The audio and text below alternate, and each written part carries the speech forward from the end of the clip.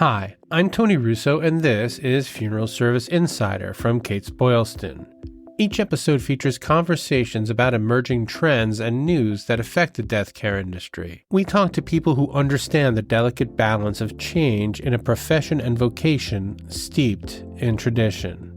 This week, I'm speaking with Dr. Camelia L. Clarke. She is a funeral director and president and CEO of Paradise Memorial Funeral and Cremation Services. It's worth noting that Dr. Clarke will be speaking at the Kates-Boylston Funeral Service Business Plan Convention in October, but I'll mention that in the ad in the middle of the show. One of the things that she's going to talk about there, though, and one of the things that she talks about a lot when she gives talks, is how to combine your personal branding with your business branding and how and why that's important. We talked to Dr. Clarke about that and, of course, lots of the other things that she's doing because she is a very, very busy person. As a matter of fact, let's get right to it. So here is Dr. Clarke. Whoops, one more thing.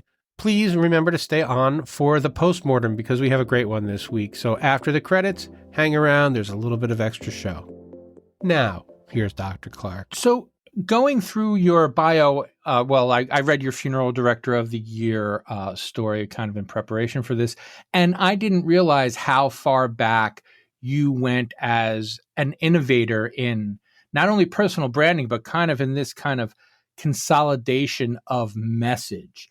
And so I'd like to talk a little bit about that at first. From 2016, you were already kind of in the future where a lot of funeral directors are trying to get now with, taking a very keen interest in the celebration of life and other, ancillary, what other people would consider ancillary, you kind of made in the forefront from a very early time. And can you talk to me about how you decided to do that? What were the signals that led you to make that first jump that kind of puts you ahead and on this path? Well, knowing what I wanted, the type of celebrations that I wanted to have for my family. A lot of times personal experiences drive outcomes and people expectations, and myself and my family is no different. My first loss that I was very aware of was my great-grandmother at the age of 12, and I remember that very vividly, and I remember going to her service. And I remember participating in her service. And so from that time frame all the way up to, as you said, 2016, my family had experienced several losses, some natural and some traumatic. I always look for different type of mechanisms, different type of experiences that I will want for my family and that I can share with other families. And so that's how we decided to utilize the life celebration platform so that we can not only mourn the life, but how can we also celebrate the life that that person had lived, because they've impacted so many individuals on so many different levels. And so if we can just make a difficult time a little bit easier by changing the perspective from mourning this life to celebrating this life, we've had countless families to tell us that has really allowed them to embark on a path of healing and a positive and a healthy healing journey, and getting into that journey faster than they would have otherwise. And what I love about that approach is, so many, and it's not just funeral directors, it's so many people in business in general. They're like, okay, well, let me figure out what the customer wants instead of saying, what do I want as a customer? Let me deliver that. Because I know how to do exactly what I want. And I'm a normal person, and people probably want what I want a lot of the time anyway. Yes, you are so right about that. And that kind of brings me right to the meat of it, where you translate this into a realization that there has to be or ought to be a personal brand that reflects the business brand. And you're a big personality.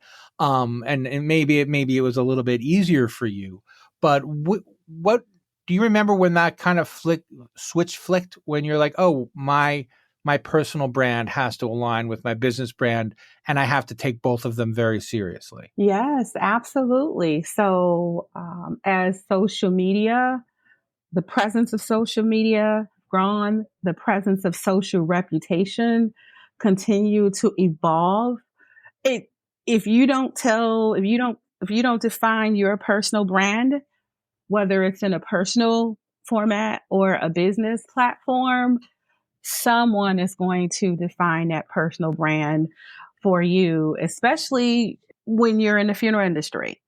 So Right. we almost don't have the option of not marrying the two together, because if that online review is left on the funeral homes platforms, it's talking about that individual funeral home. It's talking about that individual person that they met with. I don't think this is a new concept to our industry. It's out in the open now, and we're understanding and we're coming to the realization that we have to be intentional about having both of those, the personal branding and the business branding, in the same conversation. Well, and I think it's also important to mention that you wanted to change, just like you wanted to change this, the mourning to a celebration. You're also very conscious of a funeral director's image, and you wanted to get away from being dour without being like a cartoon. Yes, yes. And telling our story. I mean, before the explosion of social media and social reputations, when you thought of the traditional quote unquote mortician, it was this dark, this somber, this gentleman in a black suit that was dark, that was very, very, I wouldn't say it was very mysterious, because you didn't know a lot about him, right? Or Right. you didn't know a lot about him or her. And so it's now, let's tell this story, because if we don't tell this story, somebody is going to tell the story. And what the public really in the past didn't have the opportunity to see was how wonderful these professionals are. There isn't a funeral director that I met that doesn't have a great personality, that isn't funny, that isn't outgoing. And you know why those characteristics are attributed to us? Because we totally understand that life is important, and sometimes people run out of time, and we see so many tragic situations that we want to do the best that we can do and live life to its fullest, right? Absolutely. But before, those stories were not told unless you really, really, really knew that funeral director in an intimate moment. So I think by being intentional with personal branding and making sure it aligns with the business brand, it's going to do wonders for our industry. It's going to humanize us. It's going to have the industry in many conversations. It's going to open up the door to invite others to want to be a part of our beloved industry. So now when the conversation comes up, it's not just the doctors, the lawyers, the funeral industry can be in that conversation, because guess what? You'll have the opportunity to show the public how wonderful this industry and this profession is. We've done a show recently on what was it called, on earned media, and one of the tips was the way that you project yourself on social media is one of the ways that you're going to get attention that you don't, ads that you don't have to buy. It's kind of a gross way to say it, but just a shorthand. Because what I want to get at is, if you're starting cold, how do you, you don't want to develop a persona. You want to figure out your persona, right? Is that, how does one go about going from zero to beginning to kind of develop their own personal brand and aligning it with their business brand? Everything needs to be authentic. You can't just come up and just say, "Oh, I see the Jenners, the Kardashian Jenners on social media. I really love their persona. That's who I emulate."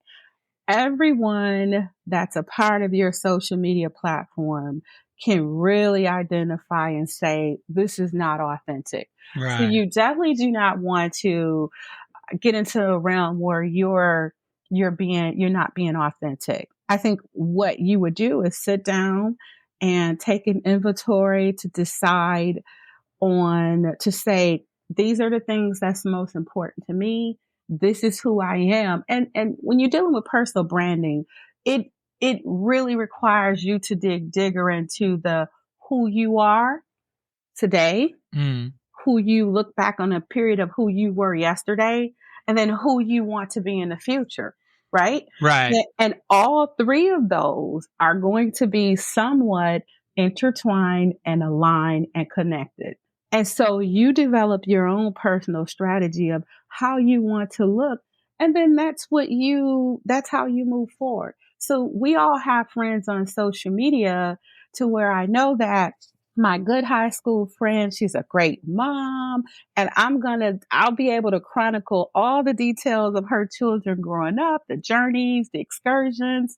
Then I'll have another good friend that is a foodie, right? I mean, can cook. Some of those photos are delicious, looks delicious. See, I'm saying delicious in my head, they're delicious, and I've never tasted them. Right. Yeah, so you see how you equate that. And then you'll have some that's avid travelers. And this is who they are. And you can, if you want to intertwine that with personal branding, right? You can say, okay, I love foodies. I love exploring that. And then you can start taking dishes that you're sharing at the funeral home, or you can possibly do a chili cook-off. So guess what? Now you're marrying the two together, from a personal branding and then a business branding, and you're not doing anything that's making you uncomfortable. It's authentic. And if you were having a chili off, guess what? And you were my friend that's posting all these beautiful photos, it's probably going to encourage me to come to your community event, right? And then I am going to absolutely taste that chili, and then I'm going to share my experience of how that chili made me feel. Now, I already have an emotional tie to it because this is who you are. And you've already sold me on the story of this is going to be a great food experience. Now, it still needs to be a good food experience. But you've done everything to set the ambiance up, and to deliver the experience. And that's really important, to be authentic. And if you're authentic, that's how you get started. You don't do anything crazy. You just be yourself, but you be intentional about organizing it all together. And so when you have a strong personal brand, it's going to talk about your values. It's going to talk about the skills that you have, and then the things that are unique about you. I do a section of the Funeral Service Insider that's called In Case You Missed It. And to put that together, I just looked through, hundreds of different news stories about funeral directors. I just put in funeral director to Google, and I see what I get back. And I see every now and again, there'll be a funeral director like with an odd hobby, and the paper will pick it up and they'll say, this funeral director is a woodworker, or this funeral director. The one that I saw this morning that I thought was very interesting was he had developed a boat car. Apparently they made this boat car in the 1960s, and he's been restoring it for the last 3 or 4 years. And now that's a hobby that's a social media positive hobby, right? Yes. That's kind of thing where people can get involved with watching you restore this car, or watching you do your woodwork, or whatever your hobby happens to be. But the fact that you're a funeral director, it helps to round you out better in the public eye, in the larger public eye. Having hobbies that we're involved in and having passion, that's also a healing mechanism and it can be healing and a coping mechanism for us as professionals, because we're around loss every day. We're around trauma. We're around death. And so having some type of passion that we can align ourselves to, some type of hobby that we can align ourselves to. We're going to take a little break there because I want to talk to you about our upcoming Kates-Boylston Funeral Service Business Plan Conference in Virginia Beach on October 24th and 25th. In addition to Dr. Clarke, who will be speaking there, we'll have 8 other speakers, and they'll be discussing the latest trends, challenges, and opportunities throughout the funeral space. What I love about this is we get our own promo code. So if you use FSI Podcast when you register, you can get your admission for $199, which is the lowest available ticket price. But Kates-Boylston holds events all year long, and our next one is Cremation Strategies, which is 1 to 4:30 p.m. Tuesday, November 7th. It'll be a deep dive into cremation, featuring experts in the field, directing us to look into the future of what has become the dominant form of disposition in the country. It's an opportunity to gain insights and to ask questions and engage in meaningful discussions. To register for either event or for both events, visit us at Kates-Boylston.com. That's KATES-BOYLSTON.com. Link, of course, as ever, is in the show notes. And if you're coming to Virginia Beach, make sure you use that promo code, which is FSI Podcast, to register for $199. All right, let's get back to the show.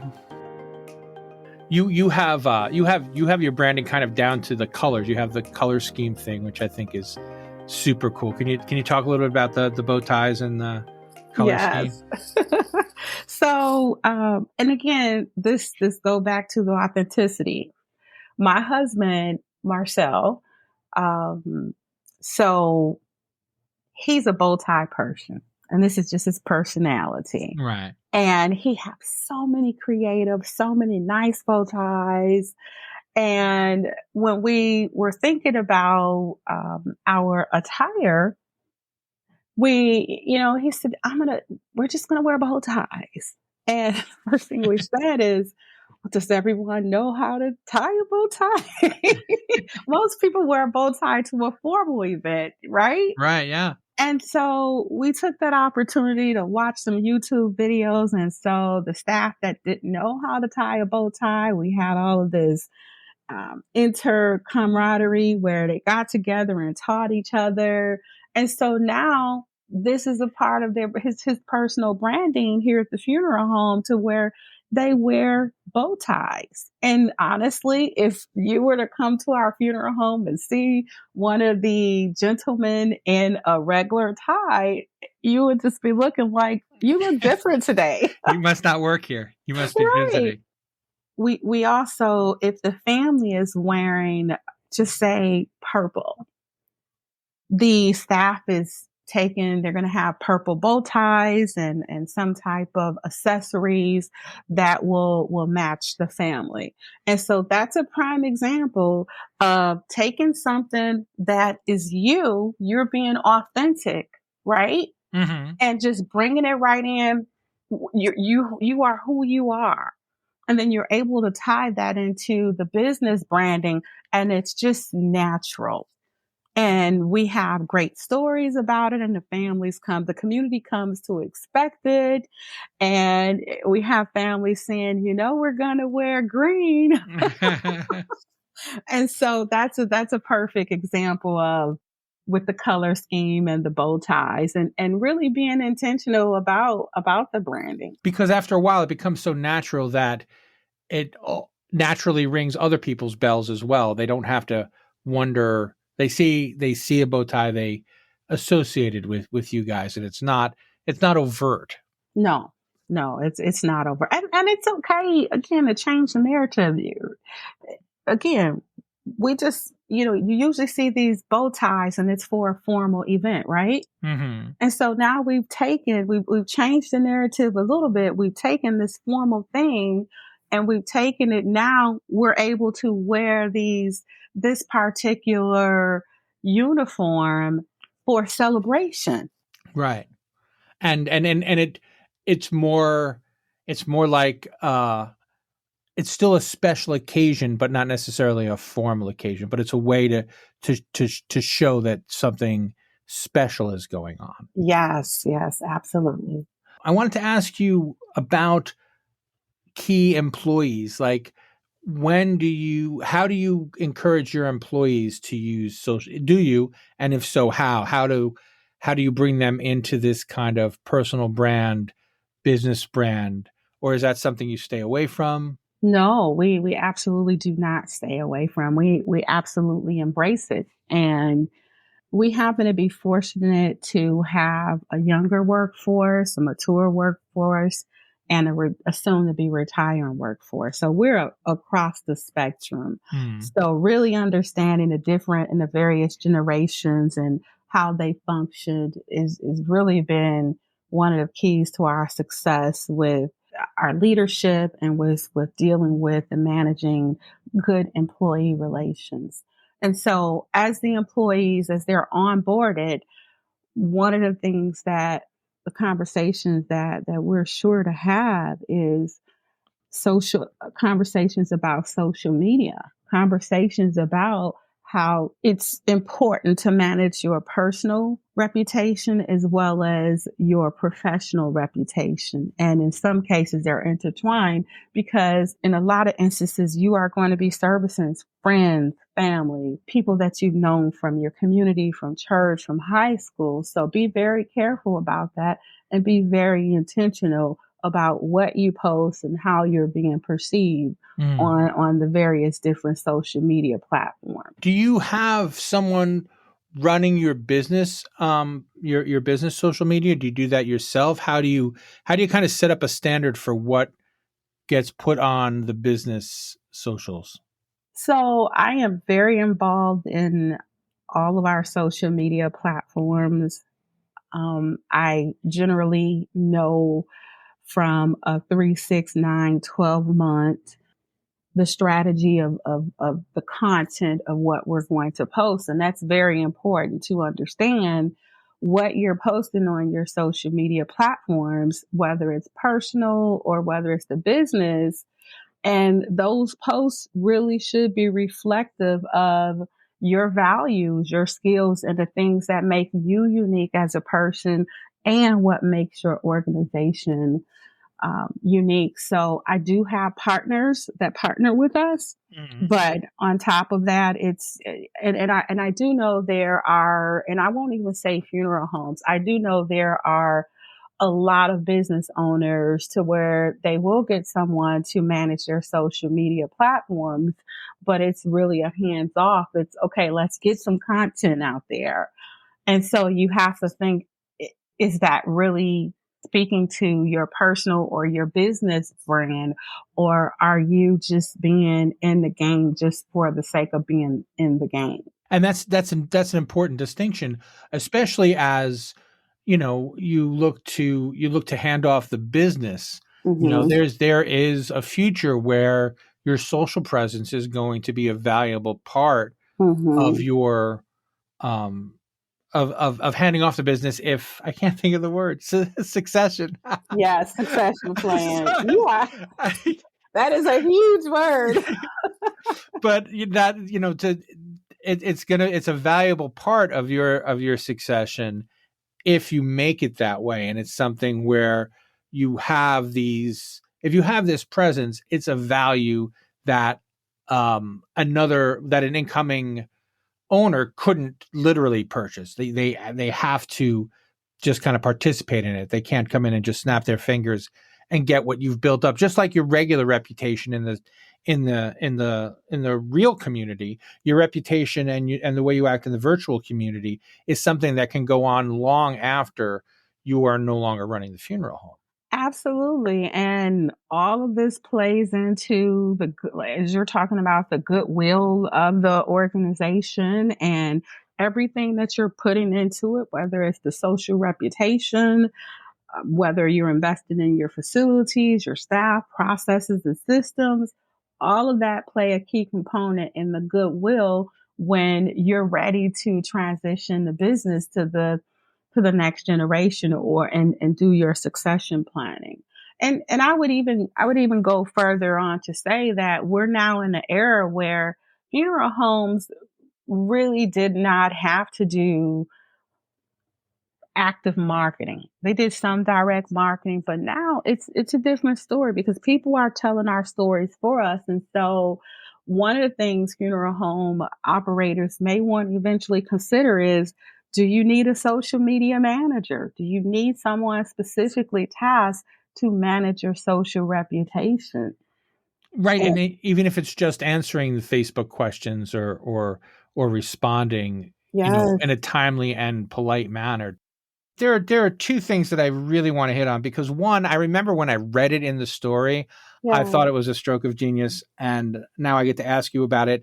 You founded a casket company, yes. and it's one of those. So I used to write about beer, and one of the things that I always got a kick out of was when a restaurant owner finally decided to put a brewery in, because it just makes sense. You sell a lot of beer. Why don't make it there as well? Can you tell me Yeah. about your decision to get into the casket business and tell me a little bit about it? We were toying with that decision around COVID.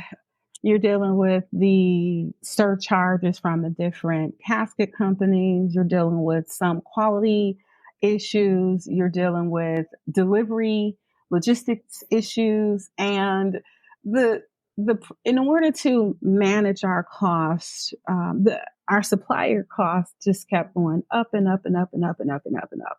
And I'm And sorry, I just want to interrupt. You're not in the middle of nowhere. no, we're not in the middle of nowhere. We're in an urban area. We're absolutely in an urban area. And our costs just kept going up. And it's like we want to continue to bring value to our families, and we want to price ourselves to where we're competitive in pricing so that we can continue maintaining our operational efficiencies and have an excellent service delivery. And that became more and more unattainable. And so my husband and I sat down and we just had a conversation, and we decided to go full circle to just say, this isn't going to change. We understand the economics. We understand that cremation is going up. So that means the casket suppliers aren't selling as many as they used to. So quite naturally, what are you going to have to do? You're going to have to continue raising those prices. When their prices started going up, usually you're looking for an annual price increase. That's been pretty standard. But there was one year where we experienced 3 to 4 price increases from several of our suppliers. And it was just like, okay, this is it. Let's do this. And then we looked into the quality of the products. That was very important to us. The quality of the product, the pricing of the products, and the selection to be able to offer to the families that we service. And we've been very satisfied with our decision. What happened that you didn't expect? What was the surprise? What was the wow moment when you decided to get, because I mean, the casket business is a very specific, Yeah. it's a specific manufacturing process, and dealing with all the logistics and all. So, what were some of the things you overcame, and what would you recommend to, I don't know, if someone wanted to start their own casket business? Like, is it practical? Is it realistic? One of the big wows for me was for our firm, and was really learning how to manage the inventory, making sure we had what we need, and making sure we were able to have access to the inventory in the time that we needed. And so Mm. you have to understand, we were used to getting on the phone, getting a call to our casket company, and we're able to get it the same day, and we knew that they were going to have it in stock. And now that's you. And now that's us. So so how do we manage the inventory that we have?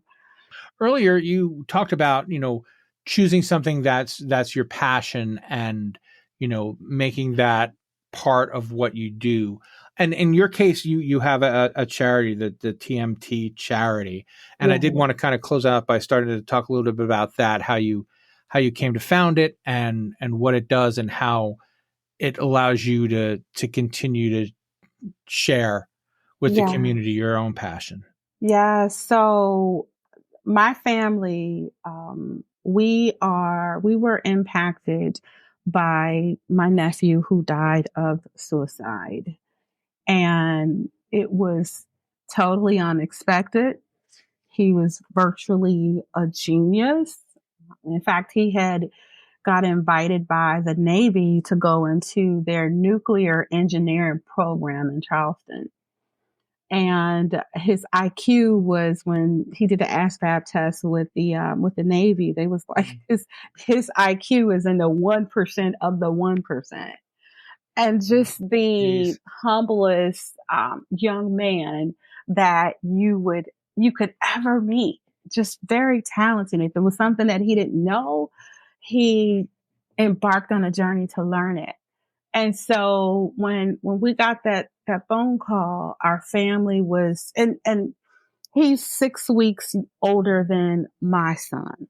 And so he just had a birthday, which he would have turned 28. And so it's 9 years now. And so he and my son were virtually raised up like brothers. You have one, you have the other. And that just really shook our family to the core. And suicide deaths have the ability, because it's a lot of unresolved grief. You have a lot of questions. Right. You have a lot of whys.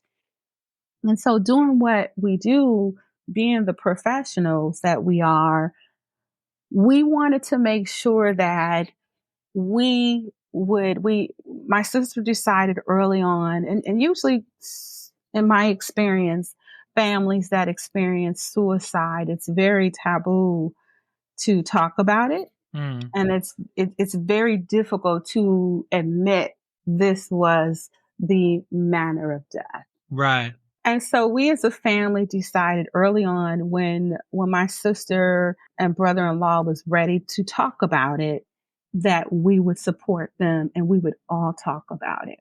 And so we decided to found a charity named after in his honor, TMT Charity Foundation, so that we can make sure that we give scholarships away to individuals that's looking to go into the engineering and sciences, because that's what he wanted to do, and also in the mental health arena. We are very, very involved in social media campaigns dealing with mental health. We're very involved with local therapists when we have different resource fairs, having them on board. I served on a local federally health court qualified center, behavior health, for 10 years, dealing with some of the most challenging behavior health issues in that community. We're also very involved with the suicide prevention of Wisconsin, the association, and we do the walk every year. So we are just very, very involved. We do fundraisers where we pair up at our local stadium and raise funds. And so this has allowed us to make sure his name goes on, but his death is not in vain, and that we can help. If we can help save one person and encourage that family and encourage that person to get help, the charity, the foundation has done everything that it would have needed to do. And even beyond that, if I may, you do it for your employees. It's an important part of your corporate culture, which is something that I haven't seen a lot of, where you were very sensitive to burnout and to empathy, exhaustion. Absolutely. And with our employees, we allow them, if they want to come in, no questions asked, a mental health day, no questions asked. Now, of course, there's a sense of honor in that system that it won't be abused. And we've been fortunate enough that employees have used it when they needed it. They're able to get therapy. We have counselors that come in that'll talk to them on a month. They have access to that. And so, like you said, we are very intentional with protecting our staff to make sure that they have tools at their disposal. And not only those tools at their disposal, we encourage them to utilize those tools so that they can prevent compassion fatigue. They can prevent burnout. They can deal with the different mental health challenges that they may or may not have within their families, so as to break that cycle. Excellent. And we're kind of coming up against it. So I want to ask you if there's something I should have asked you and I didn't, or if there's anything you thought you'd get the opportunity to say, but I didn't provide it. No, I think you've done a fantastic job, and I thank you all for having this particular platform to continue to share the story of our wonderful industry that's going to touch the lives of virtually everyone. What an absolute delight. If you check the show notes, when you check the show notes, you can find a link to her Funeral Director of the Year article, which was fantastic. Funeral Service Insider, the podcast, is a Kates-Boylston production. It was written and edited by me, Tony Russo. I've already said it, but I'll say it again. Make sure you check out the show notes because there's so much that we put in there.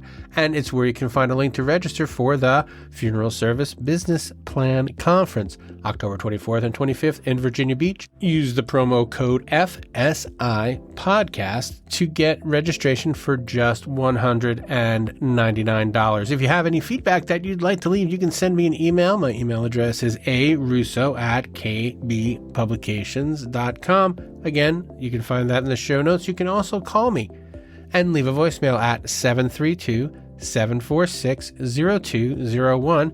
You can do both if you'd like. You can record a message on your phone and email it to me.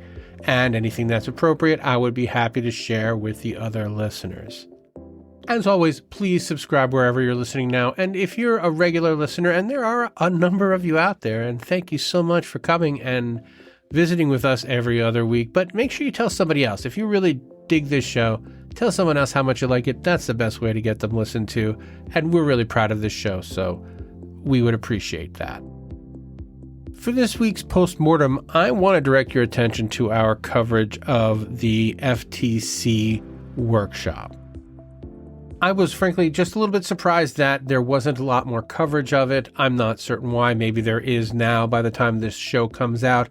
But we talked to the publisher. What we're going to do is we're going to make those stories available to everyone who subscribes to a Kates-Boylston publication. So if you're a subscriber of American Funeral Director, if you're a subscriber of American Cemetery and Cremation, or if you're a subscriber of FSI, you'll be able to read that coverage on our website.